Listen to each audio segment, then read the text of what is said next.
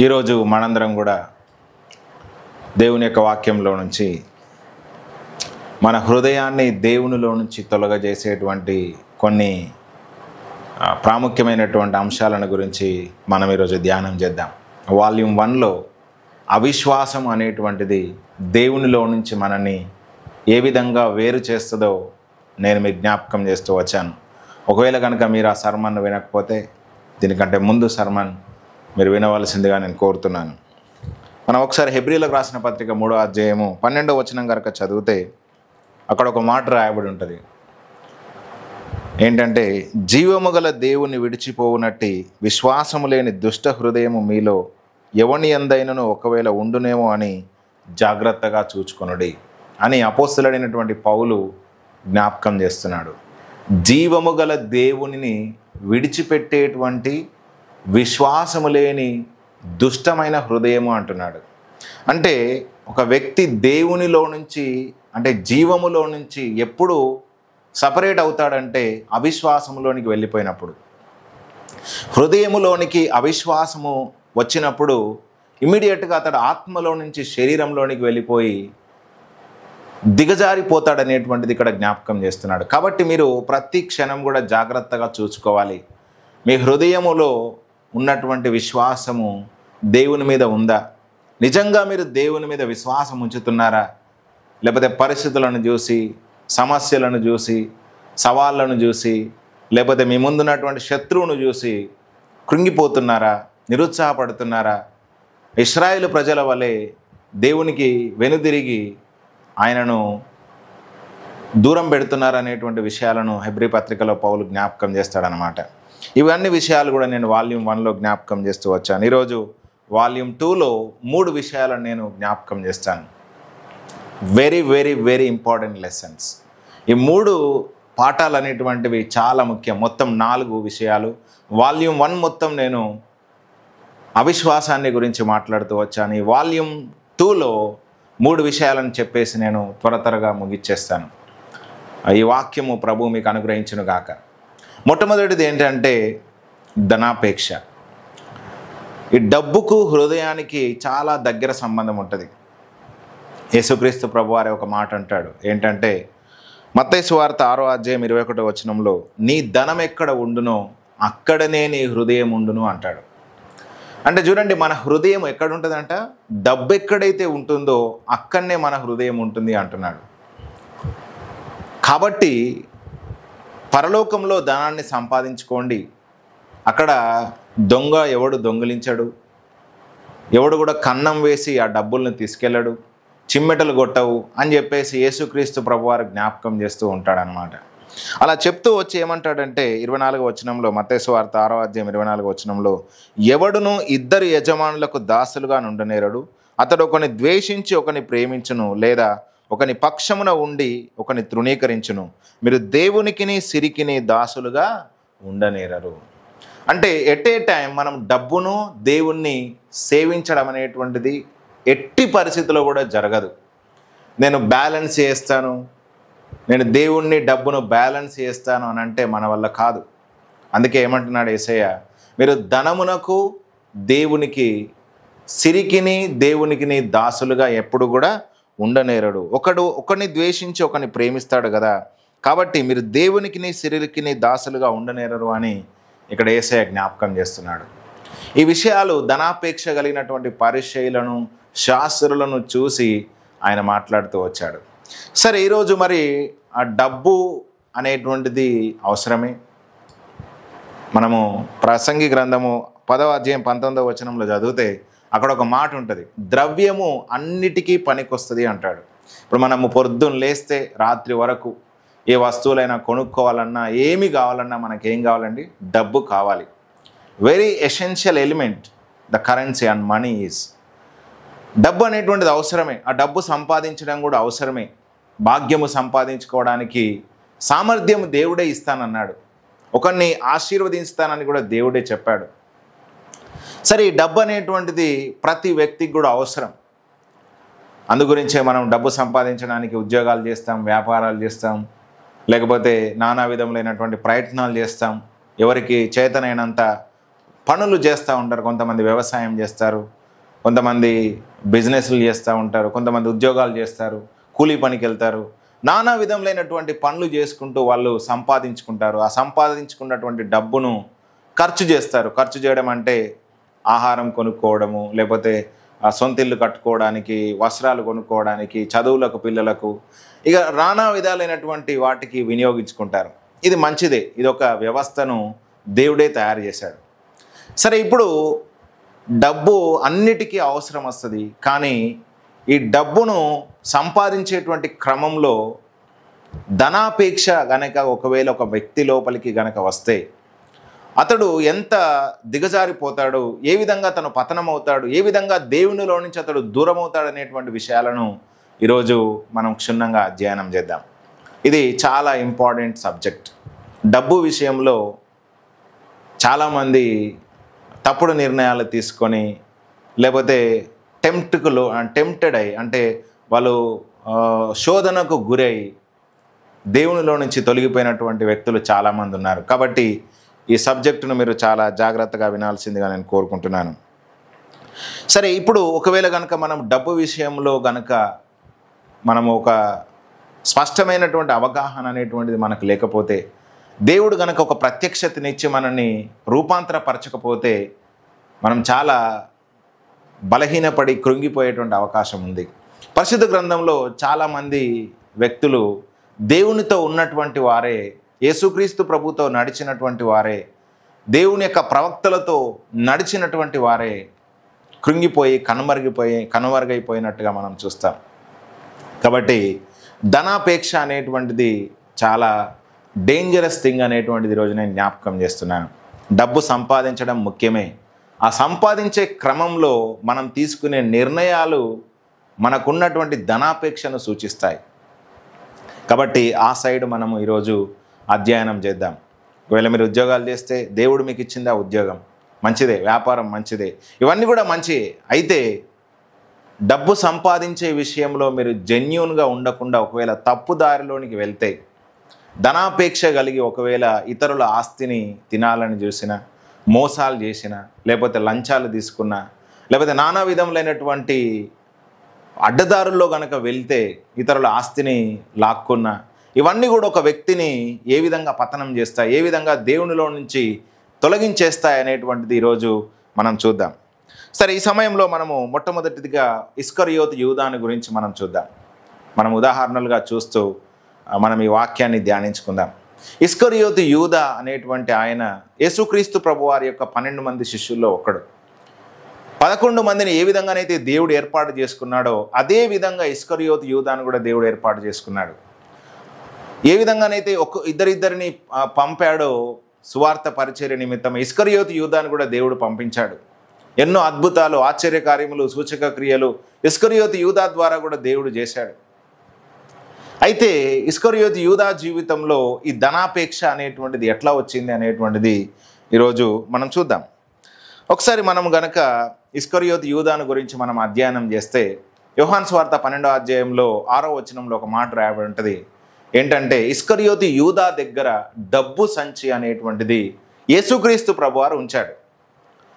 యేసుక్రీస్తు ప్రభువారు పరిచర్య చేస్తున్నప్పుడు ఆయనతో పాటు 12 మంది శిష్యులు, కొంతమంది స్త్రీలు, అదేవిధంగా అనేక మంది జనసమూహం ఆయనను వెంబడిస్తూ ఉండేది. ఎక్కడికి వెళ్ళినప్పటికి కూడా ఆయన పరిచర్య నిమిత్తం కొంతమంది విరాళాలు ఇచ్చేవారు. తమ ఆస్తుల్ని సైతం అమ్మి యేసుక్రీస్తు ప్రభువారి యొక్క పరిచర్యకు డబ్బులు ఇచ్చినటువంటి వాళ్ళు ఎంతోమంది ఉన్నారు. మనం పరిశుద్ధ గ్రంథంలో మనం చూస్తే కనుక కొంతమంది స్త్రీలు యేసుక్రీస్తు ప్రభువును వెంబడించారు. వాళ్ళ యొక్క ఆస్తితో ఆయనను పరిచారం చేసినట్టుగా రాయబడి ఉంటుంది. కాబట్టి ఈ డబ్బంతా కూడా ఎవరి దగ్గర దేవుడు పెట్టాడు అంటే, యేసుక్రీస్తు ప్రభువారు పెట్టారని అంటే ఇస్కరియోతు యూదా దగ్గర పెట్టాడు. ఇప్పుడు ఇస్కరియోతు యూదా ట్రెజరర్, యేసుక్రీస్తు ప్రభు యొక్క పరిచర్యకు ట్రెజరర్. ఇస్కరియోతు యూదా దగ్గర డబ్బు సంచి లేనప్పుడు టెంప్టేషన్స్ ఏమీ లేవు, శోధనలు ఏమీ లేవు, ధనాపేక్ష అనేటువంటిది ఏమీ లేదు. ఎప్పుడైతే ఇస్కరియోతు యూదా దగ్గర డబ్బు సంచి పెట్టడం యేసుక్రీస్తు ప్రభువారు స్టార్ట్ చేశాడో అప్పుడే ఇస్కరియోతు యూదాలోనికి ఒక ఆలోచన అనేటువంటిది వచ్చిందనమాట. ఏంటంటే ఇంత డబ్బు ఉంది, ఎక్కడికి వెళ్ళినా యేసుక్రీస్తు ప్రభువారు కొంతమంది బంగారం ఇస్తున్నారు, కొంతమంది వెండి ఇస్తున్నారు, కొంతమంది కరెన్సీ ఇస్తున్నారు, కొంతమంది ఆస్తి అంతా అమ్మేసి తీసుకొచ్చి డబ్బులు ఇస్తున్నారు. ఇవన్నీ కూడా ఆయన దగ్గర పెట్టుకొని యేసుక్రీస్తు ప్రభువారు ఎక్కడికి వెళ్ళినా వాళ్ళకు ఆహారం కొనడము, అదేవిధంగా బస సిద్ధం చేయడము, ఒకవేళ పేదలలో కనబడితే వాళ్ళకు డబ్బులు ఇవ్వడము, వస్త్రాలు ఇవ్వడం, ఇవన్నీ కూడా ట్రెజరర్గా ఇస్కరియోతు యూదా ఉండి చేసేవాడనమాట. అయితే అతని లోపల ఉన్నటువంటి ఈ ధనాపేక్ష, ఈ డబ్బును చూసినప్పుడు అతడు టెంప్ట్ అయ్యాడనమాట. టెంప్ట్ ఏం చేయడం మొదలుపెట్టాడంటే అందులో నుంచి కొంత దొంగిలిస్తూ వచ్చాడు అని చెప్పేసి రాయబడి ఉంటుంది. చూడండి, ఎప్పుడైతే ఇతడు ధనాపేక్షకు లోనై తన యొద్ద ఉన్నటువంటి డబ్బు సంచి విషయంలో తను ఎప్పుడైతే ఒక మంచి గృహ నిర్వాహకునిగా లేకపోతే ఒక నమ్మకంగా అతడు ఉండకపోవడం ద్వారా చివరికి యేసుక్రీస్తు ప్రభువుని అమ్మేసేటువంటి స్థితికి అతడు వచ్చినట్టుగా మనం చూస్తాం. ఒకసారి మనము ఇదే యోహాను సువార్త 12వ అధ్యాయంలో కొన్ని మాటలను మనము చదువుకుందాం. యోహాను సువార్త 12వ అధ్యాయము మొదటి నుంచి కనుక మనం చూస్తే అక్కడ మరియా అనేటువంటి ఒక స్త్రీ వచ్చి ఒక అత్తరు బుడ్డిని పగలగొట్టి ఏం చేస్తుందంటే యేసుక్రీస్తు ప్రభు యొక్క తలను అభిషేకిస్తుంది అనమాట. అభిషేకించినప్పుడు అక్కడ ఇస్కరియోతు యూదా ఏమంటాడో మనం చూద్దాం. 12వ అధ్యాయం మొదటి వచనంలో చూస్తే, కాబట్టి యేసు తాను మృతుల్లో నుండి లేపిన లాజరు ఉన్న బేతనియాకు పస్కా పండుగకు 6 దినములు ముందుగా వచ్చెను. అక్కడ వారు ఆయనకు విందు చేసిరి. మార్త ఉపచారం చేశాను, లాజరు ఆయనతో కూడా భోజనమున కూర్చున్న వారిలో ఒకడు. అప్పుడు మరియ మిక్కిలి విలువగల అచ్చా జటామాంసి అత్తరు 1 సేరున్నర ఎత్తు తీసుకొని యేసు పాదములకు పూసి తన తల వెంట్రుకలతో ఆయన పాదములను తుడిచెను. ఇల్లు ఆ అత్తరు వాసనతో నిండెను. ఆయన శిష్యులలో ఒకడు, అనగా ఆయనను అప్పగింపనై ఉన్న ఇస్కరియోతు యూదా, ఈ అత్తరెందుకు 300 దేనారములకు అమ్మి బీదలకు ఇయ్యలేదనను. వాడిలాగు చెప్పినది బీదల మీద శ్రద్ధ కలిగినది కాదు గాని వాడు దొంగయ్య ఉండి తన దగ్గర డబ్బు సంచి ఉండినందున అందులో వేయబడినది దొంగిలించుచూ వచ్చెను గనక అలాగూ చెప్పాను.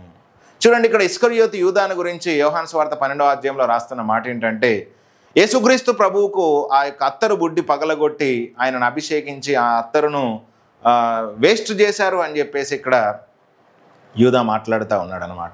ఈ అత్తరు ఎందుకు ఎంతనంట 300 దేనారములకు అమ్మి ఏం చేశారంట, బీదలకి ఇవ్వచ్చు కదా, ఎందుకు యేసుక్రీస్తు ప్రభువుకు ఇది ఊరికినే పగలగొట్టి అభిషేకిస్తున్నారని చెప్పేసి అన్నప్పుడు ఇక్కడ రాయబడిన మాట ఏంటంటే, వాడు ఇలాగూ చెప్పింది బీదల మీద శ్రద్ధ కలిగి కాదు కానీ ఒకవేళ ఆ యొక్క 300 దేనారాలు కనుక అందులో డబ్బు సంచిలో కనుక యాడ్ అయితే అందులో నుంచి ఎంత కొంత కొట్టిద్దాం, దొంగిలిద్దాం అనేటువంటి ఆలోచనతో ఉన్నాడు అనేటువంటిది ఇక్కడ జ్ఞాపకం చేస్తూ ఉన్నాడు అనమాట.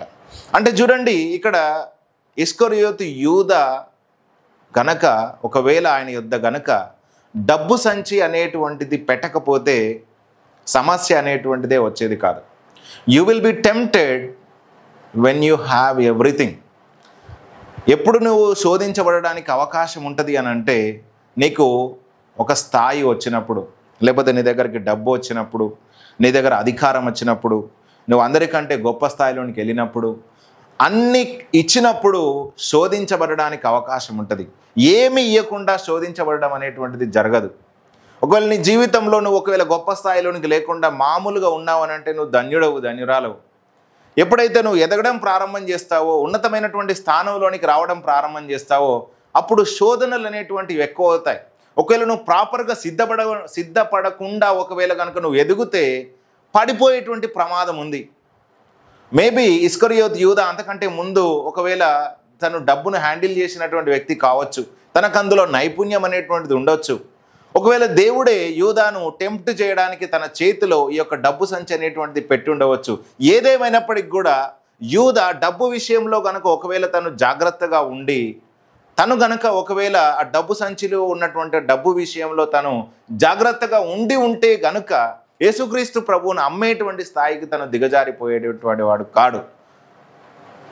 కానీ తన లోపలికి ఈ ధనాపేక్ష ఎప్పుడైతే వచ్చిందో తను చివరికి తన్ను తానే చంపుకునేటువంటి స్థాయిలోనికి వచ్చాడు. తను తానే ఉరేసుకొని చనిపోయేటువంటి స్థాయిలోనికి తను దిగజారినట్టుగా మనం చూస్తూ ఉంటాం.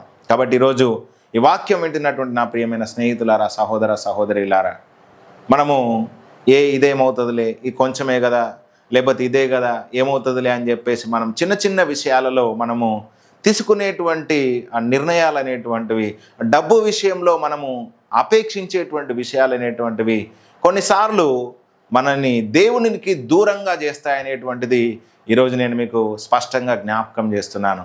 చూడండి, యేసుక్రీస్తు ప్రభుతో 3.5 సంవత్సరాలు ఉన్నప్పటికీ కూడా ఒక్కసారి కూడా ఇస్కరియోతు యూదా పశ్చాత్తాపడి ఇన్నిసార్లు దొంగిలించినప్పటికీ దేవుడు ప్రతిసారి, యేసుక్రీస్తు ప్రభు ప్రతిసారి క్షమిస్తున్నప్పటికీ కూడా తను మార్పు పొందుకోవాలని చెప్పేసి కోరుకోలేకపోయాడు. తను యేసుక్రీస్తు ప్రభు యొద్దకు వచ్చి, ప్రభువా నన్ను క్షమించండి, ఇంత నేను నష్టం చేశాను, ఇందులో నుంచి ఇంత దొంగిలించానయ్యా, ఇక మీదటి నేను ఇది చేయనయ్యా అని చెప్పేసి తను పశ్చాత్తాపడ్డట్టుగా ఎక్కడ కూడా రాయబడి ఉండలేదు. కాబట్టి ఈరోజు ఒకవేళ కనుక మీ యొక్క బలహీనత అనేటువంటిది ఈ ధనాపేక్ష కనుక అయ్యి ఉంటే మీరు దేవుని దగ్గరకు వచ్చి ప్రార్థన చేయాలి. ప్రభువా నా లోపల ఈ దురాశలు ఉన్నాయ్యా, నా లోపల ఈ అపేక్షలు అనేటువంటి చొచ్చాయి, దేవా నన్ను విడిపించండి, మీ వాక్యము పని చేయకుండా ధనాపేక్ష అనేటువంటిది నాలోనికి చొచ్చి అణిచివేస్తుందయ్యా, నాకు సహాయం చేయండి, నా హృదయాన్ని మీలో నుంచి తొలగింపజేస్తుందయ్యా, నాకు సహాయం చేయండి అని కనుక ఈరోజు మీరు ప్రార్థన చేసి మిమ్మల్ని మీరు నలగొట్టుకొని పశ్చాత్తాపడితే కనుక దేవుడు ఖచ్చితంగా మీకు సహాయం చేస్తాడనేటువంటిది ఈరోజు నేను దేవుని యొక్క కృపను ఆధారం చేసుకొని మీతో మాట్లాడుతూ ఉన్నాను. కాబట్టి ఈరోజు నా యొక్క ప్రియమైన సహోదరులారా, సహోదరిలారా, డబ్బు విషయంలో మీరు జాగ్రత్తగా ఉండండి. ధనాపేక్ష అనేటువంటిది మీలోనికి రాకుండా మీరు చూసుకోండి. మీరు దేవునికి నీ సిరికిని దాసులుగా ఉండలేరు. మీ హృదయం ఎక్కడ ఉంటుందంటే డబ్బు ఎక్కడైతే ఉంటుందో అక్కడనే ఉంటుంది. కాబట్టి మీరు దేవునికి ఇచ్చే విషయంలో మీ మనస్సును, మీ డబ్బును గనక ఒకవేళ తిప్పినట్లయితే, ఇతరులకు సహాయం చేసే విషయంలో గనక మీరు మీ మనస్సును ఒకవేళ కేంద్రీకరించినట్లయితే, ఆ డబ్బు నుంచి ఆ యొక్క ధనాపేక్ష నుంచి మీరు బయటకు వచ్చి దేవునిలో మీరు స్థిరపడతారనేటువంటిది ఈరోజు నేను మీ అందరికీ కూడా జ్ఞాపకం చేస్తున్నాను. సరే, ఇంకొక వ్యక్తిని కూడా మనము చూద్దాం. ఒకసారి మనము గెహాజీ గురించి మనం చూద్దాం. ఈ గెహాజీ అనేటువంటి వ్యక్తి ఎవరో కాదు, ఎలీషా యొక్క శిష్యుడు. ఎలీషా యొక్క శిష్యులలో అనేక మంది ఉన్నారు, కానీ గెహాజీని గురించే ప్రత్యేకంగా రాయబడి ఉంటుంది. సరే, ఇప్పుడు గెహాజీ మంచి ఇంటెన్షన్తోనే ఎక్కడ జాయిన్ అయ్యాడంటే ఎలీషా దగ్గర శిష్యుడిగా చేరాడు.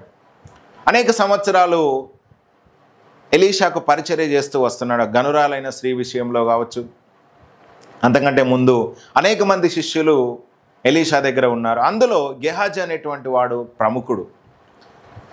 ఎక్కడికి వెళ్ళినప్పటికి కూడా గెహాజీని తీసుకొని వెళ్ళేవాడు ఎలీషా. అయితే ఎప్పుడైతే ఈ నయమానుకు కుష్ఠరోగం అనేటువంటిది తగ్గిపోయిన తర్వాత కానుకలను, బహుమానములను ఆఫర్ చేసినప్పుడు ఎలీషాకు ఒక్క నయా పైసా కూడా నేను ఇచ్చేటువంటి దానిలో నుంచి నేను తీసుకోను అని చెప్పేసిన తర్వాత ఏమైందంటే, ఈ గెహాజీ ఆపేక్షించి నయమాను ఇచ్చేటువంటి ఆ డబ్బు వెనుక, నయమాను ఇచ్చేటువంటి ఆ యొక్క బంగారం వెనుక, నయమాను ఇచ్చేటువంటి ఆ యొక్క వస్త్రాల వెనుక పరిగెత్తి తనకున్నటువంటి పొజిషన్ను పోగొట్టుకున్నాడు. నయమాను యొక్క కుష్ఠరోగాన్ని తను తెచ్చుకున్నాడు.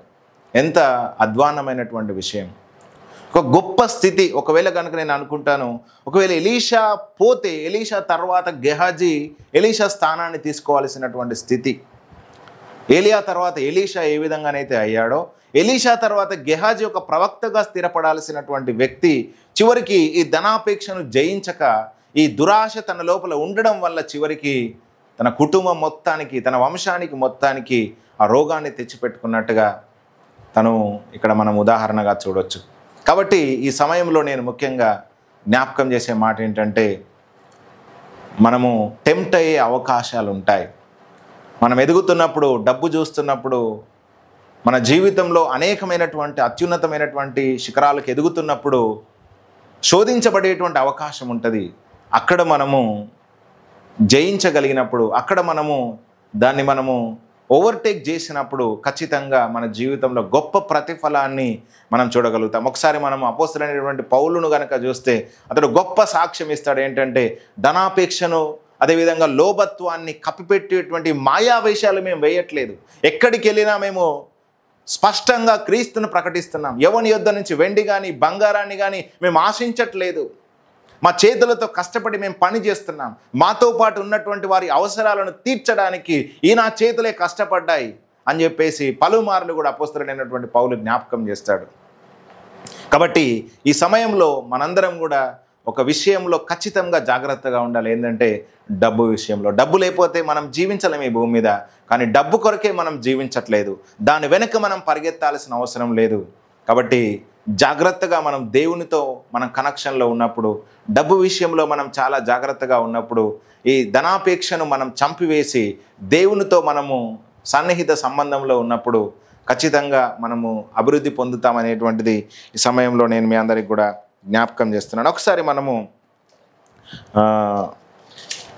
మొదటి తిమోతికి రాసిన పత్రిక 6వ అధ్యాయంలో అపోస్తలుడైనటువంటి పౌలు తిమోతికి, అంటే దేవుని సేవకుడైనటువంటి తిమోతికి హెచ్చరిస్తూ కొన్ని మాటలు ఇక్కడ రాస్తూ ఉన్నాడు. మనము వాటిని చదువుదాం. ఏంటంటే 6వ వచనంలో, సంతుష్టి సహితమైన దైవభక్తి గొప్ప లాభ సాధనమై ఉన్నది.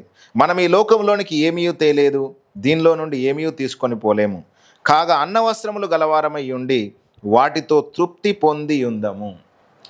ఇంకా మనం చూస్తే, ధనవంతులగుటకు అపేక్షించువారు శోధనలోను ఉరిలోను అవివేకయుక్తములకు హానికరములైన అనేక దురాశలోను పడుదురు.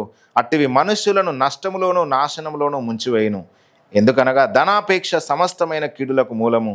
కొందరు దానిని ఆశించి విశ్వాసము నుండి తొలగిపోయి నానా బాధలతో తమ్మును తామే పొడుచుకొనిరి. విశ్వాసము నుండి తొలగిపోవడం అనగా దేవునిలో నుండి తొలగిపోయారు. దేవునిలో నుండి మన హృదయాన్ని తొలగించేటువంటి మొట్టమొదటిది ఇక్కడ ఏంటంటే ధనాపేక్ష అని అపోస్తలుడైనటువంటి పౌలు తిమోతికి జ్ఞాపకం చేస్తున్నాడు. సంతుష్టి సహితమైన దైవభక్తి గొప్ప లాభ సాధనంగా ఉంటుంది. సంతుష్టి సహితమైన దైవభక్తి అంటే గాడ్లీనెస్. దేవుని యందు నువ్వు యథార్థంగా భయభక్తులు కలిగి జీవించు. దేవుడు నీకు అన్నీ ఇస్తాడు. అన్నిటి కోసం దేవుణ్ణి ఒక టూల్గా వాడుకోవద్దు. ఈ రోజుల్లో చాలామంది కూడా దేవుణ్ణి ఒక వ్యాపారంగా చేసుకున్నారు. ఒక బతుకు తెరువు కోసం ఆయన వాడుకుంటున్నారు. దేవుని మీద సంపాదించడం మొదలుపెట్టారు. ఇట్లాంటిది దేవుడు ఎప్పుడు కూడా ప్రోత్సహించట్లేదు. ఇక్కడ ఏమంటున్నాడంటే సంతుష్టి సహితమైన దైవభక్తి గొప్ప లాభ సాధనం అంట. కానీ ఏం చేస్తున్నాడంట, కొంతమంది ఏం చేస్తున్నారంట, మనం ఈ లోకంలోనికి ఏమీ తేలేదు, దీనిలో నుండి ఏమీ తీసుకొని పోలేము. కాగా అన్న వస్త్రములు గలవారమై ఉండి వాటితో తృప్తి పొంది ఉందుము. ధనవంతులగుటకు ఆపేక్షించేవారు శోధనలోను ఉరిలోను అవివేకయుక్తములకు హానికరములైన అనేక దురాశలోను పడుదురు. ఇప్పుడు దురాశలోనికి ఒక వ్యక్తి ఎట్లా లాక్కొని పోబడతాడంటే, ఒక వ్యక్తి ఏ విధంగా పతనం కావడానికి తను మార్గాలు సరళం చేసుకుంటాడంటే ధనవంతులగుటకు అపేక్షించేవారు. ఈ రోజుల్లో చూడండి, లేరా అండి?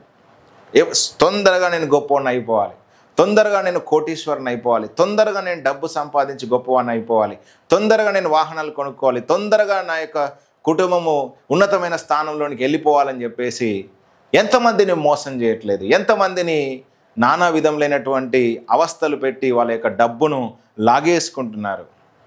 ఏమైపోతారంటే చివరికి వాళ్ళ పరిస్థితి ఎట్లా ఉంటుందంట, శోధనలోను ఉరిలోను అవివేకయుక్తములకు హానికరములకు అనేకమైన దురాశలోను పడుదురు.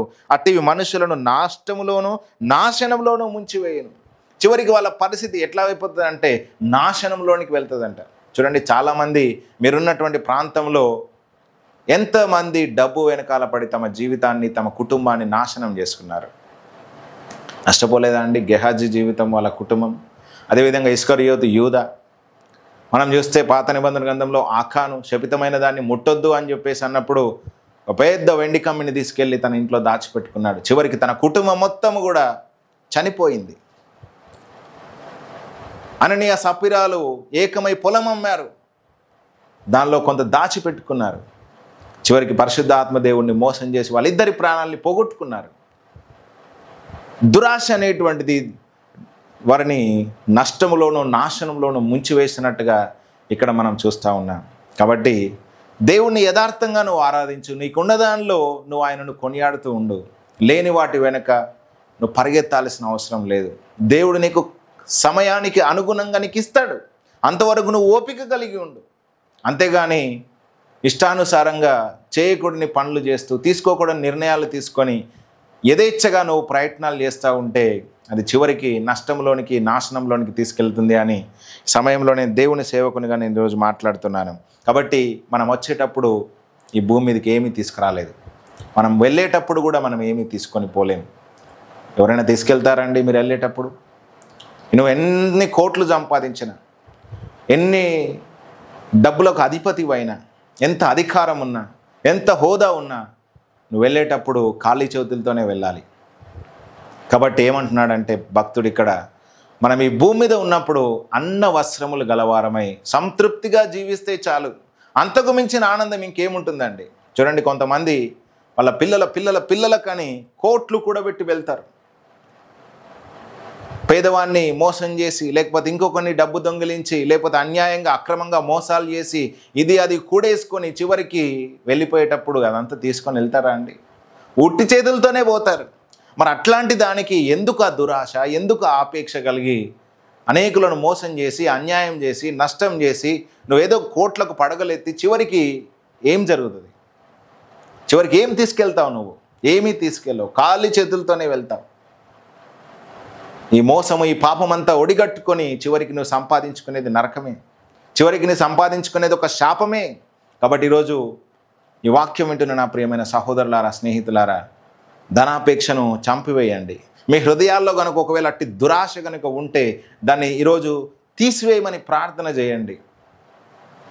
అందుకే అంటున్నాడు, మనం ఈ లోకంలోనికి ఏమీ తీసుకురాలేదు, దీనిలో నుంచి ఏమీ తీసుకొని పోలేము, కాగా అన్నవసరములు గలవారమై ఉండి వాటితో తృప్తి పొంది ఉందము. కాబట్టి మీకు ఎంతైతే ఉందో అందులో తృప్తిగా ఉండండి, కష్టపడండి, ప్రయత్నాలు చేయండి, యథార్థంగా ఉండండి. దేవుడు మిమ్మల్ని ఆశీర్వదిస్తాడు. అందుకే మనం సామెతల గ్రంథంలో కనుక చూస్తే, ఒక వ్యక్తి ఆశీర్వదించబడి గొప్పవాడు కావాలనంటే తన యొక్క కష్టం చేత గొప్ప కాలేడు అని అంటాడు. యెహోవా ఆశీర్వాదం మాత్రమే ఐశ్వర్యం ఇస్తుంది, నరుని కష్టార్జితం చేత అది ఎక్కువ కాదు అని చెప్పేసి జ్ఞాపకం చేస్తాడు. కాబట్టి నువ్వు గొప్ప స్థితిలోనికి వెళ్ళాలంటే నువ్వు ఎన్నో స్కీములు పెట్టి, ఎన్నో స్కాములు చేసి, ఇవన్నీ చేసి సంపాదించిన గొప్ప స్థాయిలోనికి వెళ్ళిన ఆ ఆశీర్వాదం నిలబడాలంటే దేవుడే కావాలి. కాబట్టి మీరు జాగ్రత్తగా ఉండాలని చెప్పేసి నేను ఈ సమయంలో జ్ఞాపకం చేస్తున్నాను. అందుకే ఏమంటున్నాడంటే, ఎందుకనగా ధనాపేక్ష సమస్తమైన కీడులకు మూలము, కొందరు దాన్ని ఆశించి విశ్వాసం నుండి తొలగిపోయి నానా బాధలతో తమ్మును తామే పొడుచుకొనిది. చివరికి సూసైడ్ చేసుకునే స్థాయికి వచ్చేసిందంట. చూడండి, ఎంతమంది ధనాపేక్షతో లేనిపోని బిజినెస్లు స్టార్ట్ చేసి ఏమో చేసి చివరికి వాటిని తీసుకోలేక, చివరికి వాటిని నడపలేక తమను తాము చంపుకున్నటువంటి వాళ్ళు ఎంతమంది లేరు? కోకొల్లలుగా ఉన్నారు. ఎంతమంది మన దేశాన్ని వదిలిపెట్టి పారిపోలేదు? ఎంతమంది తల దాచుకోలేదు? ఎంతమంది రూపాన్ని మార్చుకొని వేరే ప్రాంతాల్లో నివసిస్తున్నారు? ఇదంతా దేవుడు కోరుకుంటుందా అండి? కాదు. మీరు అన్నవస్త్రములు గలవారై సంతృప్తిగా జీవించండి చాలు. అందుకే మనం సామెతల గ్రంథంలో కూడా చూస్తే ఒక మాట మనకు సొలొమోను రాసినటువంటి సామెతల గ్రంథంలో ఒక మాట చక్కగా రాయబడి ఉంటుంది. 30వ అధ్యాయం అనుకుంటాను, అందులో మనము చూద్దాం. 30వ అధ్యాయంలో ఒకసారి మనం చూద్దాం. 6వ వచనంలో మనం చూస్తే, 7వ వచనంలో మనం చూస్తే, దేవా నీతో నేను 2 మనవులు చేసుకొనుచున్నాను, నేను చనిపోక ముందు వాటిని నాకు అనుగ్రహించుము, వ్యర్థమైన వాటిని అబద్ధములను నాకు దూరంగా ఉంచుము, పేదరికమునైనను ఐశ్వర్యమునైనను నాకు దయచేయకము, తగినంత ఆహారం నాకు అనుగ్రహించుము, ఎక్కువైన ఎడల నేను కడుపు నిండిన వాడిని నిన్ను విసర్జించి యెహోవా ఎవడని అందునేమో, లేక బీదనై దొంగిలి నా దేవుని నామమును దూషింతునేమో. చూడండి, ఇక్కడ దేవోక్తి అనగా యూకే కుమారుడైన అగూరు పలికిన మాటలు అని ఇక్కడ రాస్తా ఉన్నాడు అనమాట. ఏమంటున్నాడు? పేదరికమునైనను ఐశ్వర్యమునైనను నాకు కలగజేయకము. ఒకవేళ నేను పేదనై దొంగిలి నీ నామానికి అవమానం తెస్తానేమో, ఒకవేళ నేను ధనవంతుడనై యెహోవా ఎవడని అందునేమో అని చెప్పేసి ఇక్కడ మాట్లాడుతూ ఉన్నాడు అనమాట. ఇవి 2 కూడా విషాదకరమైనటువంటి విషయంలే. అందుకే ఏమంటున్నాడంటే, తగినంత ఆహారం నాకు అనుగ్రహించుము. ఓకే, తగినంత ఆహారం మనకు దేవుడు ఇస్తాడు. దాని కొరకు ఆయన ప్రతి దినం కూడా మనకు సహాయం చేస్తాడు. కాబట్టి ఒకవేళ నువ్వు డబ్బు విషయంలో కనుక నువ్వు ఒక సరైనటువంటి జ్ఞానము, దాని విషయంలో ఒక డిసిప్లిన్, దేవుడి నుంచి ఒకవేళ నువ్వు కఠినంగా శిక్షించబడి డబ్బు విషయంలో తర్ఫీదు పొందితే నీ లోపలికి ధనాపేక్ష అనేటువంటిది రాదు. కాబట్టి ఈ సమయంలో నేను మీ అందరికీ కూడా జ్ఞాపకం చేసే మాట ఏంటంటే, ధనాపేక్ష సమస్తమైన కీడులకు మూలము. దాన్ని ఆశించి ఎంతోమంది విశ్వాసం నుంచి తొలగిపోయి తమ్మును తాము పొడుచుకొని చచ్చిపోయారు. కాబట్టి ఈరోజు దాన్ని చంపివేయమని, దాని నుంచి విడిపించమని, దాన్ని సిలువకు వేయమని పరిశుద్ధాత్మ దేవుడు ఈరోజు మనతో మాట్లాడుతుంటుండగా దేవుడు మన హృదయాన్ని సరిచేయునుగాక. రెండవది ఏంటంటే, రెండవది మనము చూద్దాం, లస్ట్. ఏంటంటే కామాతురత లేకపోతే దురాశ, లస్ట్ అంటాం. ఇది దీని గురించి మనము అధ్యయనం చేద్దాం. మనము ఆల్రెడీ మీకు వాల్యూమ్ 1లో సొలొమోను గురించి నేను జ్ఞాపకం చేస్తూ వచ్చాను. ఈ సొలొమోను భూజనులందరిలో కూడా జ్ఞానవంతుడు, ఐశ్వర్యవంతుడు. అతనికి డబ్బుకు కొదవలేదు, జ్ఞానానికి కొదవలేదు. కానీ తన తండ్రి అయినటువంటి దావీదు వలె తను అన్ని విషయాల్లో యథార్థంగా తర్ఫీదు పొందినటువంటి వాడుగా తన జీవిత అంతము వరకు నమ్మకంగా జీవించలేకపోయాడు. కొన్ని రోజులు దేవునికి భక్తిగానే జీవించాడు, కొన్ని రోజులు దేవునితో నడిచాడు. ఎన్నో సామెతలను తను రాశాడు, ఎన్నో గ్రంథాలను తను రచించాడు.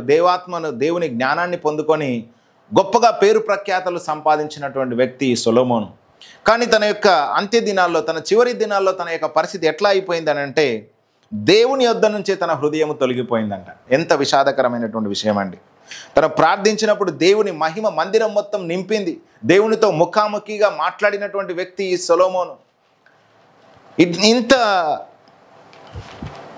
గొప్ప స్థితిలోనికి వెళ్ళినటువంటి సొలొమోను చివరికి దేవునికి వేరైపోయినట్టుగా మనం చూస్తాం. దేవుని యొద్ద నుంచి తన హృదయము తొలగిపోయినట్టుగా మనం చూస్తాం. వాటికి కారణం ఏంటో ఈరోజు మనం చూద్దాం. ఒకసారి మొదటి రాజుల గ్రంథం 11వ అధ్యాయము మనం చూద్దాం. 11వ అధ్యాయం మొదటి నుంచి కనుక చదివితే, మొయాబీయులు, ఎదోమీయులు, అమ్మోనీయులు, సిదోనీయులు, హిత్తీయులు అను జనులు మీ హృదయములను తమ దేవతల తట్టు త్రిప్పుదురు గనుక వారితో సహవాసము చేయకూడదనియు వారిని మీతో సహవాసము చేయనీయకూడదనియు యెహోవా ఇశ్రాయేలీయులకు సెలవిచ్చి ఉన్నాడు. ఇక్కడ ఏంటంటే రెండవది ఫెలోషిప్, లేకపోతే ఇందులో రెండు భాగాలుగా మనం విభజించి రెండవ పాయింట్ మనం డిస్కస్ చేద్దాం. ఫెలోషిప్ అంటే మీరు సహవాసం ఎవరితో చేస్తున్నావు అనేటిది కూడా మీరు చూసుకోవాలి. ఇక్కడ దేవుడు ముందే చెప్పాడు, మీరు ఐగుప్తు దేశంలో నుంచి కనాను దేశంలోనికి వెళ్ళిన తర్వాత ఆ ప్రజలతో మీరు సహవాసం చేయొద్దు. వాళ్ళ ఆచారాలు, వాళ్ళ అలవాట్లు, వాళ్ళు పూజించేటువంటి దేవతలు, వాళ్ళు అర్పించే అర్పణలు, ఇవన్నీ కూడా మిమ్మల్ని ఇన్ఫ్లుయెన్స్ చేస్తాయి. కాబట్టి మీరు వారితో సహవాసం చేయొద్దు. వాళ్ళ యొక్క కుమార్తెలను మీరు పెళ్ళిళ్ళు చేసుకోవద్దు, మీ కుమార్తెలను వాళ్ళకి ఇవ్వద్దు, బియ్యం అందొద్దు అనేటువంటి విషయాన్ని ఇక్కడ దేవుడు ముందే వాళ్ళకు ఒక కట్టడ నియమించాడు. అయితే రాజైన సొలొమోను మొట్టమొదట ఏం చేశాడంటే, ఫరో కుమార్తెను ఏం చేసుకున్నాడంట? వివాహం చేసుకున్నాడంట. ఎవరిని వివాహం చేసుకున్నాడండి? ఫరో కుమార్తెను వివాహం చేసుకున్నాడు. ఇజ్రాయేలీలో అందగత్తెలు లేరా అండి? ఇజ్రాయేలీలో స్త్రీలు లేరా? సొలొమోనుకు తగినంత సూట్ అయ్యేటువంటి స్త్రీ ఆ ఇజ్రాయేల్ దేశంలో ఎవ్వరు కూడా లేరా? ఎక్కడికి వెళ్ళి తెచ్చుకున్నాడండి తన భార్యను అంటే, ఐగుప్తు దేశపు అధికారి లేకపోతే రాజ్యాన్ని పరిపాలన చేసేటువంటి ఫరో యొక్క కుమార్తెను వివాహం చేసుకున్నాడు. అంటే ఐగుప్తు దేశం నుంచి వీళ్ళు ఇశ్రాయేలీలు బయటకు వచ్చిన తర్వాత దేవుడు ఎవరితోనైతే సహవాసం చేయకమని చెప్పాడో వాళ్ళతో తను సహవాసంలో ఉన్నాడు. ఐగుప్తు దేశ ప్రజల ఆచారాలు వేరు, వాళ్ళు పూజించేటువంటి దేవతలు వేరు, వాళ్ళ అలవాట్లు వేరు, వాళ్ళ యొక్క ఉద్దేశాలు వేరు. అయితే ఇతడు ఏం చేశాడంటే ఫరో కుమార్తెను ఏం చేశాడంటే భార్యగా చేసుకున్నాడు. సరే, అంత మాత్రంతో ఆగిపోలేదంట. ఇంకేం చేశాడంటే, ఆ జనులలో ఇంకా అనేక మంది పరస్త్రీలను మోహించి కామాతురత గలవాడై వారిని ఉంచుకొనుచు వచ్చెను. ఏం చేసిందంట? సొలొమోనుకున్నటువంటి కామాతురత అంటే లస్ట్ ఫర్ ఉమెన్ ఏం చేసిందంట? అనేక మంది స్త్రీలను ఉంచుకున్నాడంట. వివాహం చేసుకోవడం మాత్రమే కాదు, తను కామాతురతను జయించకపోవడం ద్వారా, తన శరీర దురాశను తను జయించకపోవడం ద్వారా ఏం చేశాడంటే అనేక మంది స్త్రీలను ఉంచుకున్నాడంట. వారితో సహవాసం చేస్తూ ఉన్నాడు. అతనికి 700 మంది రాజకుమారులైన భార్యలను 300 మంది ఉపపత్నులను కలిగి ఉండరి. అతని భార్యలు అతని హృదయమును త్రిప్పివేసిరి. ఇతడు చేసుకున్నటువంటి యొక్క స్త్రీలందరూ కూడా దేవునిలో ఉన్నటువంటి వాళ్ళు కాదు. దేవునితో సహవాసం చేయాలనే ఆలోచన ఎవరికి కూడా లేదు. ఎవరిని వివాహం చేసుకున్నాడంట? పరస్త్రీలను, అన్య స్త్రీలను తను వివాహం చేసుకున్నాడు. అస్తారోసు దేవతను, కెమోషు దేవతను, బయలు దేవతలను పూజించేటువంటి భార్యలను తను చేసుకున్నాడు. కాబట్టి వాళ్ళు చివరికి సొలొమోను హృదయాన్ని త్రిప్పేశారు. అందుకే చూడండి, be careful with your fellowship. నువ్వు ఎవరితో స్నేహం చేస్తున్నావు అనేటువంటిది చాలా ప్రాముఖ్యమైనటువంటిది. ఈ లోకములో విస్తారంగా తిరుగుతూ విస్తారమైనటువంటి చెడు అలవాట్లు, విస్తారమైనటువంటి పాపపు పోకడులు, విస్తారమైనటువంటి చెరిగేడు జీవితము, లేకపోతే విస్తారమైనటువంటి జీవితాన్ని జీవిస్తున్నటువంటి వానితోనూ సహవాసం చేస్తూ, ఒకవేళ ఉంటే కొన్నిసార్లు వాని యొక్క అలవాటు, వాని యొక్క ఆలోచన విధానం, వాని యొక్క ఇన్ఫ్లుయెన్స్ అనేటువంటిది నీ జీవితాన్ని ప్రభావితం చేస్తూ ఉంటుంది. దాని ద్వారా కొన్నిసార్లు వాళ్ళు మీ హృదయాన్ని తిప్పివేసే అవకాశం ఉంటుంది. దుష్ట సాంగత్యము మంచి నడువడిని చెరుపును అని చెప్పేసి వాక్యంలో రాయబడింది. కాబట్టి ఒకవేళ నువ్వు దుష్టితో సహవాసం చేస్తూ, చెడు అలవాట్లు కలిగి ఉన్నటువంటి వారితో నువ్వు సహవాసం చేస్తూ, నేను వాళ్ళని మారుస్తాను, వాళ్ళని నేను మార్చుకుంటాను, వాళ్ళని దేవునిలోనికి తీసుకొస్తాను అంటే చాలా సక్సెస్ రేట్ అనేటువంటి చాలా తక్కువ. వాళ్ళ దగ్గర నుంచి మనం పారిపోవాలి, వాళ్ళ నుంచి మనం వేరైపోవాలి. అందుకే మొదటి కీర్తనల గ్రంథం 1వ అధ్యాయంలో ఏమని రాయబడి ఉంటుందండి? పాపుల మార్గమున నిలవక, అపహాసకులు కూర్చుండు చోటున కూర్చుండక, దివారాత్రములు దేవుని యొక్క వాక్యమును ధ్యానించేవాడు ధన్యుడు. అటివాడు నీటి కాలువల ఎరున నాటబడిన చెట్టు వలె ఉంటాడు. ఆకువాడక తన కాలమందు ఫలమిచ్చి చెట్టు వలె ఉంటాడు. దుష్టులు అలాగనుండక గాలి చెదరగొట్టు పొట్టు వలె ఉంటారని చెప్పేసి రాయబడి ఉంటుంది. కాబట్టి అపహాసకులు కూర్చుండే చోట కూర్చుండక, లేకపోతే ఇష్టానుసారంగా మాట్లాడేటువంటి మాటలు ఆ స్నేహితుల మధ్య నువ్వు ఉండక, నిన్ను నువ్వు ప్రత్యేకపరచుకుంటే నువ్వు దేవుడిలో నిలబడే అవకాశం ఉంటుంది. కాబట్టి ఈరోజు ప్రాముఖ్యంగా నేను మీకు జ్ఞాపకం చేసే మాట ఏంటంటే, you have to disconnect from worldly friends. అంటే లోకములో, లోకాచారాలు, లోక అలవాట్లు, ఇష్టానుసారమైనటువంటి దుష్ట ప్రవర్తన కలిగి ఉన్నటువంటి నీ స్నేహితుల నుంచి నువ్వు విడిపోవాలి. వాళ్ళ నుంచి నువ్వు దూరం కావాలి. అట్లని చెప్పేసి వాళ్ళతో మాట్లాడొద్దని కాదు, లేకపోతే వాళ్ళను పలకరించొద్దని కాదు, కానీ వాళ్ళతో నువ్వు రాసుకొని పూసుకొని తిరగాల్సిన అవసరం లేదు. చివరికి వాడు వీడవుతాడు, వీడు వాడవుతాడు అన్నట్టుగా ఉంటుంది. కాబట్టి ఇక్కడ ఏమైంది? ఎంతో గొప్ప స్థాయిలోనికి వెళ్ళినటువంటి సొలొమోను చివరికి ఏం జరిగిందో మనం చూద్దాం. అతని భార్యలు అతని హృదయమును త్రిప్పివేసిరి. సొలొమోను వృద్ధుడై ఉన్నప్పుడు అతని భార్యలు అతని హృదయమును ఇతర దేవతల తట్టు తిప్పగా, అతని తండ్రి అయిన దావీదు హృదయము వలె అతని హృదయం యథార్థముగా ఉండలేదంట. దేవుడైన యెహోవా యథార్థముగా కాకపోయాను. సొలొమోను అస్తారోసు అను సిదోనీల దేవతను, మిల్కోము అను అమ్మోనీల హేయమైన దేవతను అనుసరించి నడిచాను. ఈ ప్రకారం సొలొమోను యెహోవా దృష్టికి చెడు నడత నడిచి తన తండ్రి అయిన దావీదు అనుసరించినట్లు యథార్థ హృదయంతో యెహోవాను అనుసరింపలేదు. సొలొమోను కెమోషు అను మోయాబీల హేయమైన దేవతను, మొలోకు అను అమ్మోనీల హేయమైన దేవతను యెరూషలేము ఎదుటనున్న కొండ మీద బలిపీఠములను కట్టించెను. తమ దేవతలకు ధూపము వేయుచు బలులు అర్పించుచుండిన పరస్త్రీలైన తన భార్యల నిమిత్తం అతడు ఇలాగు చేసెను. ఇశ్రాయేలుల దేవుడైన యెహోవా అతనికి 2 మార్లు ప్రత్యక్షమై, నీవు ఇతర దేవతలను వెంబడింపవలేదని అతనికి ఆజ్ఞాపించినను. సొలొమోను హృదయం ఆయన యొద్ద నుండి తొలగిపోయాను. యెహోవా తనకిచ్చిన ఆజ్ఞను అతడు గైకొనకపోగా యెహోవా అతని మీద కోపించాను. ఏమైందంటే చివరికి 10వ వచనంలో సొలొమోను హృదయము దేవుని యొద్ద నుండి తొలగిపోయింది. ఎవరు తొలగజేశారు? తన భార్యలు తొలగజేశారు. సొలొమోను తన కామాతురత విషయంలో కనుక కేర్ఫుల్ అయి ఉంటే, తన శరీరాన్ని నలగొట్టుకొని ఒకవేళ కనుక తన ఒకే భార్యతో ఉంటే కనుక ఏమైపోయేవాడు? ఇంత నష్టం అనేది జరిగేది కాదు. 1000 మంది ఉంటారా అండి? 700 మంది భార్యలు, 300 మంది ఉపపత్నులు ఉండడం వల్ల ఏం చేశారు? చివరికి వాళ్ళ ఆచారాలు, వాళ్ళ పండుగలు, వాళ్ళు పూజించే దేవతలు ఇవన్నీ కూడా సొలొమోనుకి ఏం చేశాయి? తన హృదయాన్ని చివరికి దేవునిలో నుంచి తొలగజేశాయి. కాబట్టి కొంతమందికి ఉంటారండి, విపరీతమైన చెడు వ్యసనాలు కలిగినటువంటి ఫ్రెండ్స్ ఉంటారు. వాళ్ళు చివరికి ఏం చేస్తారు? నిన్ను కూడా అందులోనికి లాక్కెళ్తారు. కాబట్టి have to cut from them. నువ్వు వాళ్ళ నుంచి బయటకు రావాలి, వేరు కావాలి, ప్రత్యేకించబడాలి, అంతే. నువ్వు వాడి దగ్గరికి వెళ్తే వాడు నీ దగ్గరికి వస్తాడు, నువ్వు వాడిని పిలిస్తే నిన్ను వాడు పిలుస్తాడు. ఈ విధంగా నానా విధాలు ఎక్కడో ఒక దగ్గర పడిపోయే అవకాశం ఉంటుంది. కాబట్టి ఈరోజు నా ప్రియమైన సహోదరులారా, స్నేహితులారా, లోక సంబంధమైనటువంటి జీవితం నుంచి మనం ప్రత్యేకించబడాలి. అట్లని చెప్పేసి మీకు ఫ్రెండ్స్ ఉండొద్దని నేను అనట్లేదు. ఎవడైనా దేవునిలో నుంచి మిమ్మల్ని పక్కకు లాగాలని చెప్పేసి చూసేటువంటి స్నేహితుని యొద్ద నుంచి నువ్వు బయటకు రావాలి. దుష్ట సాంగత్యము మంచి నడవడిని చెరుపును అన్నట్టుగా ఎవడైనా దుష్టుడైనటువంటి వాడు దేవునిలో నుంచి నిన్ను పక్కకు తొలగించేటువంటి వాడు నీకు స్నేహితుడిగా ఉంటే వానికి నువ్వు దూరంగా ఉండడం మంచిది. విపరీతమైనటువంటి వ్యసనాల్లో ఉన్నటువంటి వారితో నువ్వు సహవాసంలో ఉంటే, అందులో వారితో నువ్వు స్నేహంగా ఉంటే వారు నిన్ను చివరికి నీ హృదయాన్ని తిప్పివేసే అవకాశం ఉంటుంది. వాళ్ళతో పాటు నువ్వు బయటకు వెళ్తావు, వాళ్ళు తాగుదామంటారు, సినిమాలు చూద్దామంటారు, తిరుగుదామంటారు, లేకపోతే వాళ్ళ వెనుక పడదామంటారు, వీళ్ళ వెనుక పడదామంటారు.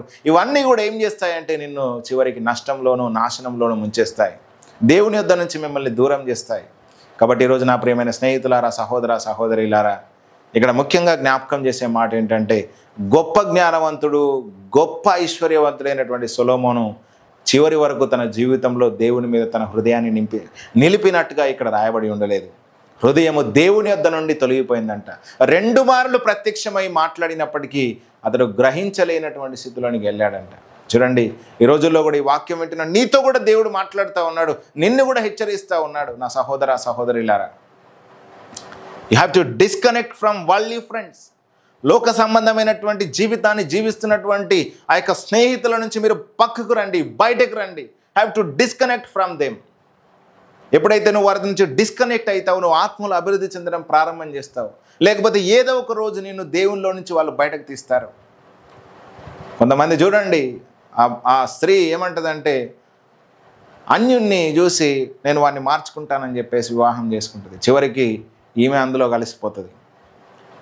ఈయన ఏం చేస్తాడంటే ఆమెను ప్రేమిస్తాడు, లోక సంబంధమైనటువంటి స్త్రీని. చివరికి ఈయన దేవునిలో నుంచి బయటకు వచ్చేస్తాడు.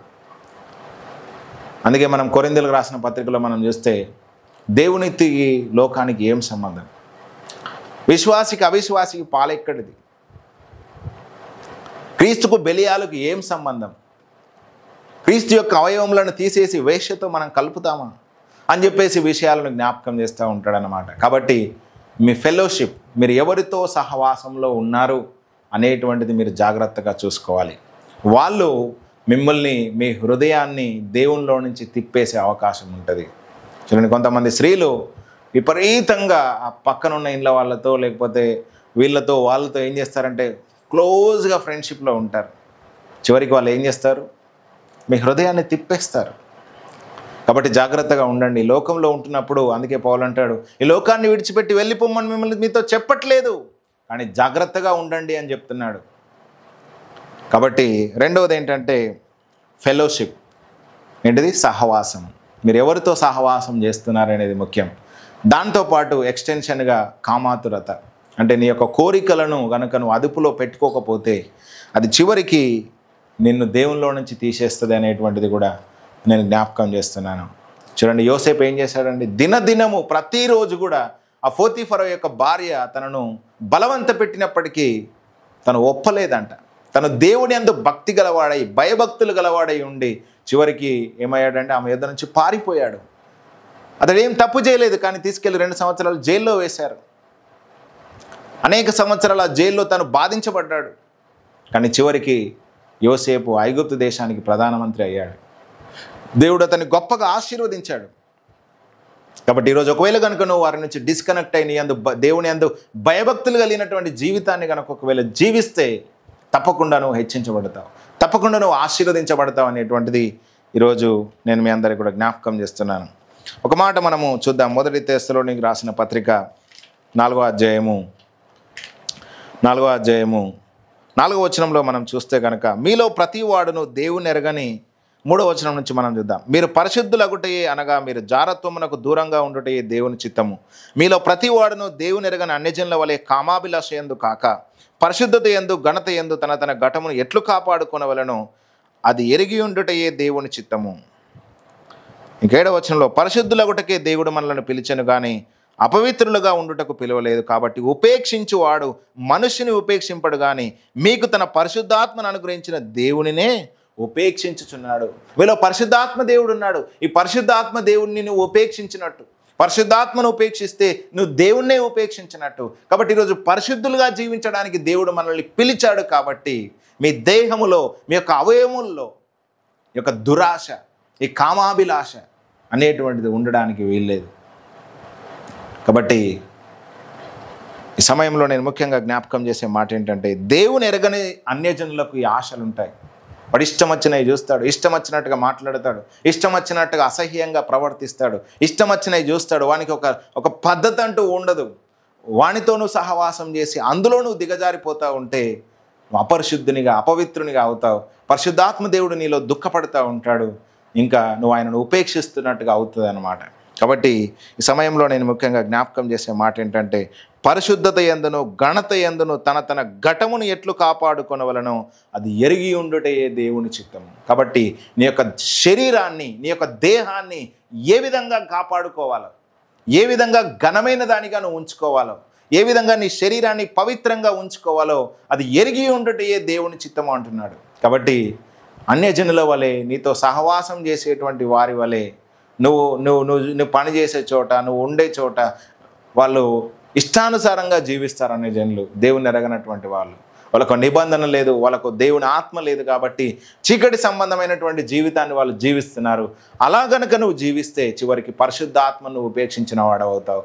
చివరికి దేవునిలో నుంచి నువ్వు వైదొలిగిపోతావు అనేటువంటి విషయాన్ని ఇక్కడ పౌలు జ్ఞాపకం చేస్తున్నాడు. కాబట్టి ఈరోజు నా ప్రియమైన సహోదరులారా, సహోదరులారా, ధనాపేక్షను, కామాతురతను మనం చంపేయాలి, సిలువకు వేసుకోవాలి. హల్లెలూయా. దేవుడు దాని విషయమే మనకు సహాయం చేస్తాడు.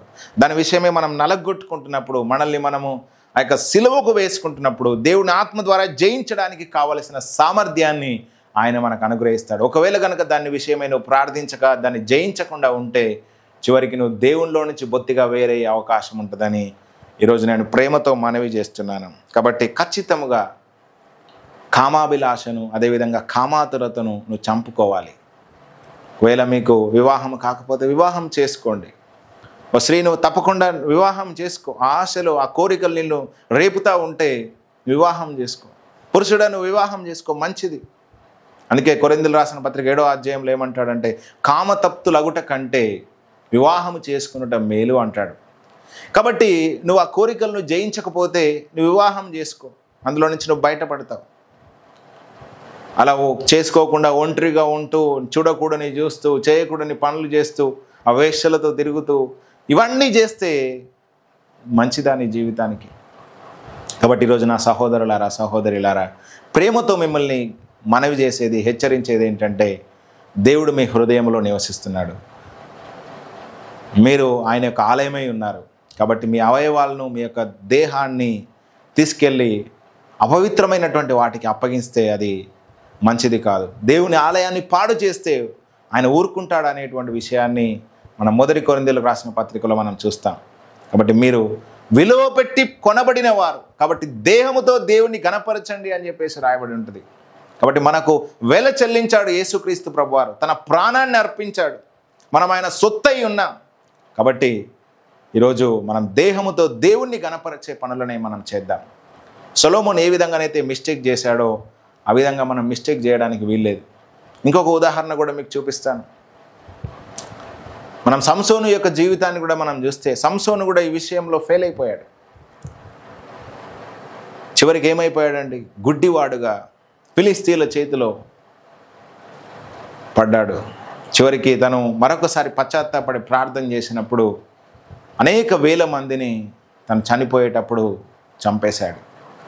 కానీ తను ఒకవేళ గనక ఆ కామాతురత విషయంలో గనక తను డిసిప్లిన్ అయి ఉంటే గనక తను ఒక గొప్ప న్యాయాధిపతిగా చరిత్రలో ఉండేటువంటి వాడు. ఓకే, తనకు విశ్వాసం ఉంది, ఆ విశ్వాసం చేత గొప్ప కార్యాలను చేశాడు. కానీ ఆ బలహీనతను గనక తను జయించి ఉంటే తన జీవితం ఇంకోలా ఉండేది. కాబట్టి ఆ గుడ్డివాడ అయ్యేటువంటి అవకాశం వచ్చేది కాదు. ఆ దెలీలా మోహంలో పడి ఆ వేశ్య దగ్గర తను ఉండడం వల్ల చివరికి తన యొక్క అనాయింటింగ్ను, తన యొక్క అభిషేకాన్ని, తనతో దేవుడు మాట్లాడిన ఆ మాటలను, ఆ యొక్క కాలింగ్, తన పిలుపును అన్నిటినీ పక్కకు పెట్టేసి బలహీనుడైపోయాడు. కాబట్టి ఈరోజు నిన్నట్లా బలహీనం చేస్తాయి కొన్ని క్షణాలు. కాబట్టి ఈరోజు నీ ఫెలోషిప్ ఎవరితో ఉంది, నువ్వు ఎవరితో సహవాసంలో ఉన్నావు, ఎవరితో నువ్వు ఫెలోషిప్లో ఉన్నావు అనేది నువ్వు జాగ్రత్తగా చూసుకోవాలి. నిన్ను దేవునిలో నుంచి తీసేటువంటి వారిలో, నువ్వు నీ హృదయాన్ని దేవుని యొద్ద నుంచి తొలగించే వారితో నువ్వు సహవాసం చేయాల్సిన అవసరము లేదు. నువ్వు దేవునితో సహవాసం చేయి, దేవుని బిడ్డలతో సహవాసం చేయి, విశ్వాసములో, ఆ యొక్క ప్రేమలో నిన్ను ఎదిగించే వారితో నువ్వు సహవాసంలో ఉండు. అప్పుడు నిన్ను గొప్పగా దేవుడు ఆశీర్వదిస్తాడు. నీ ఆత్మ ఎప్పుడు మండుతూ ఉంటుంది. ఆయన మాటలను నువ్వు వింటూ ఉంటావు, వారితో ధ్యానిస్తున్నప్పుడు నీ హృదయం మండుతూ ఉంటుంది, ఇంకా నీ యొక్క ఆత్మ పురికొల్పబడుతూ ఉంటుంది. అందుకే మనం హెబ్రీ పత్రిక 10వ అధ్యాయంలో కనుక చూస్తే సహవాసముగా ఉండడం, సంఘముగా కూడడం మానొద్దు అంటాడు. ఒకరినొకరు బుద్ధి చెప్పుకొనొచ్చు, సమయము ఆ యొక్క కాలము సమీపిస్తున్న కొలది మరి ఎక్కువగా అలాగూ చేయండి అంటాడు. సమాజముగా కూడుట మానొద్దు అంటే మనం ఫెలోషిప్ దేవునితో చేయాలి, దేవుని బిడ్డలతో చేయాలి, సంఘములతో చేయాలి. సంఘ సహవాసంలో మనం నాటబడి ఉన్నప్పుడు ఖచ్చితంగా మనము దైవికమైనటువంటి విషయాల్లో ఎదుగుతాం. ఆ ఎదిగేటువంటి క్రమంలో మనము దేవునికి చాలా దగ్గరవుతాం అనేటువంటిది ఈరోజు నేను జ్ఞాపకం చేస్తున్నాను. కాబట్టి మన సహవాసం అనేటువంటిది ఎవరితో ఉంటుంది ఎక్కువగా అనేటువంటిది రెండవది. మొట్టమొదటి ధనాపేక్ష, రెండవది సహవాసము, అదేవిధంగా కామాతురత అనేటువంటి 2 విషయాలను నేను జ్ఞాపకం చేశాను. మూడవది ఏంటంటే ఎంటర్టైన్మెంట్, వినోదము. విపరీతమైన వినోదము చివరికి నేను దేవునిలో నుంచి బయటకు తీసుకొస్తుంది. ఈ రోజుల్లో కనుక మనం చూస్తే విపరీతమైన వినోదాన్ని రెచ్చగొట్టేటువంటి కార్యాలు సోషల్ మీడియాలో చూసినా, ఎక్కడ చూసినా అవే కనబడుతూ ఉన్నాయి. కాబట్టి యువత, ముఖ్యంగా యువత అని లేదు, వయసు వచ్చిన వారని లేదు, అందులో పడిపోతూ ఉన్నారు. ఆ హృదయము వారి ఆ మాయలలో చిక్కిపోతూ ఉంది, సమయాన్ని వృధా చేసుకుంటున్నారు. కాబట్టి మీరు ఎక్కువగా ఎంటర్టైన్ చేస్తూ ఉంటే మీ యొక్క సమయాన్ని ఒకవేళ కనుక వృధాగా దాని విషయమై మీరు ఖర్చు పెడతా ఉంటే ఒకరోజు మీరు దేవునికి దూరమయ్యే అవకాశం ఉంటుంది. కాబట్టి ఈ 3 విషయాల్లో మీరు జాగ్రత్తగా ఉండాలని చెప్పేసి నేను పరిశుద్ధాత్మ ద్వారా మాట్లాడుతూ ఉన్నాను. మొట్టమొదటిది వాల్యూమ్ 1లో చెప్పింది అవిశ్వాసము, రెండవది వాల్యూమ్ 2లో మీకు జ్ఞాపకం చేసింది ధనాపేక్ష, మూడవది సహవాసము, అదేవిధంగా లస్ట్, ఏ దురాశ అయినా సరే అందులో నుంచి మీరు బయటకు రావాలి. నాలుగవది ఏంటంటే ఎంటర్టైన్మెంట్, వినోదము. ఈ 4 విషయాల్లో కనుక ఒకవేళ కనుక మీరు జాగ్రత్తగా ఉంటే పరిశుద్ధాత్మ దేవుడు దాని విషయమే మీకు ఇచ్చినటువంటి జ్ఞాన ప్రత్యక్షత ద్వారా, మీరు దేవుని నుంచి పొందుకున్నటువంటి గ్రహింపు ద్వారా వీటి విషయమే మీరు కనుక ప్రార్థించి మిమ్మల్ని మీరు నలగొట్టుకొని దేవుని సహాయాన్ని కనుక ఒకవేళ అడిగితే తప్పకుండా మీ హృదయము దేవునిలో స్థిరపరచబడతా ఉంటుంది.